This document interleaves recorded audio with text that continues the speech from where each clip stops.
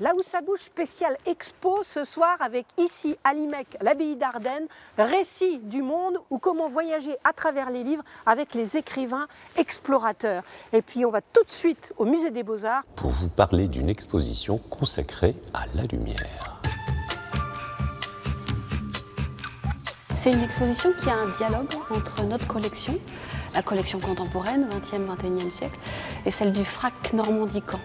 Et donc là, on a choisi la thématique de la lumière, qui permet d'aborder des œuvres non pas sous l'angle du classique clair-obscur, mais avec soit de véritables lampes qui viennent éclairer un morceau de mur qui devient œuvre, soit des réflexions autour d'autres techniques, et en particulier l'industrie automobile, comment les peintres vont se saisir de ces gestes, de ces matières, de cette technique-là, ou alors des réflexions autour d'une esthétique que l'on connaît bien, celle qui est liée à l'image d'ordinateur, la publicité, ce qu'on pourrait appeler une esthétique pop, et l'œuvre de Delphine Coindé qui est derrière nous l'illustre bien, avec vraiment cette magie, la couleur rutilante, des miroirs, vraiment cette idée d'une diffraction qui est apportée par la lumière et qui joue de toute une culture qui est vraiment une culture d'aujourd'hui.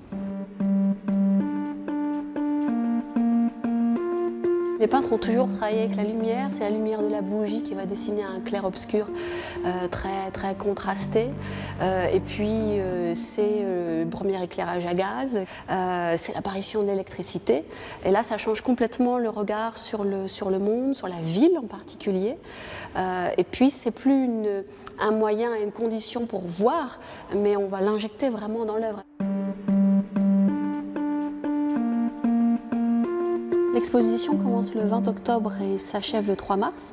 Et le 20 octobre, c'est samedi, c'est l'ouverture, le vernissage à partir de 11h, de 11h à 13h, avec un grand moment festif pour les enfants et leurs parents, bien sûr. Donc atelier de jeux d'optique, de dessin, les enfants pourront créer leur badge à partir de leurs œuvres préférées. Et puis, il n'y a pas de fête sans boire et manger, donc il y aura un buffet salé et sucré pour les enfants en particulier. Pour ceux qui veulent voyager en restant dans leur fauteuil, l'IMEC propose une exposition intitulée « Récit du monde, explorer, décrire, imaginer ». On a la chance de trouver à l'IMEC le Fonds Hachette. Et le Fonds Hachette, c'était le plus grand éditeur Hachette, le plus grand éditeur du XIXe siècle du monde. Et il y a là des ouvrages extraordinaires, comme les ouvrages de Stanley Livingstone, par exemple, qui partent en Afrique. Il y a des parties qui concernent l'exotisme, par exemple. Alors l'exotisme, alors on ne pouvait pas montrer tout, mais à chaque fois j'ai cristallisé en quelque sorte autour d'une de ces notions quelques objets. L'exotisme, c'est Ségalen, Victor Ségalen, qui est ce voyageur médecin qui est un spécialiste de la Chine, un sinologue formidable, qui va mourir très jeune, à 41 ans, après avoir accompli une œuvre poétique merveilleuse et aussi scientifique, puisqu'il va en Chine repérer, découvrir beaucoup de tombeaux, de monuments chinois. Des photos, des cartes, des dessins, des manuscrits, des carnets de notes composent la trame de cette exposition où tous les continents sont représentés. Est-ce qu'aujourd'hui, pour vous, commissaire d'une si belle exposition, on sait encore décrire, explorer et voyager ?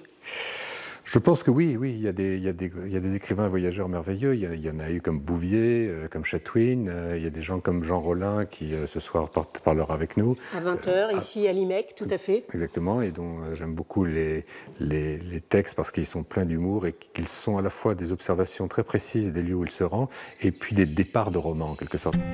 L'exposition Récit du monde, c'est jusqu'au 17 février à l'IMEC. Puis des ateliers pour enfants viendront compléter cette invitation au grand voyage.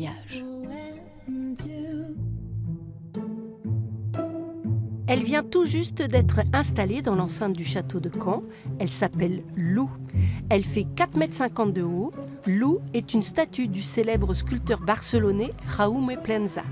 Lou rejoint définitivement le parc des sculptures du château. Enfin, on vous emmène en mer pour une bonne cause.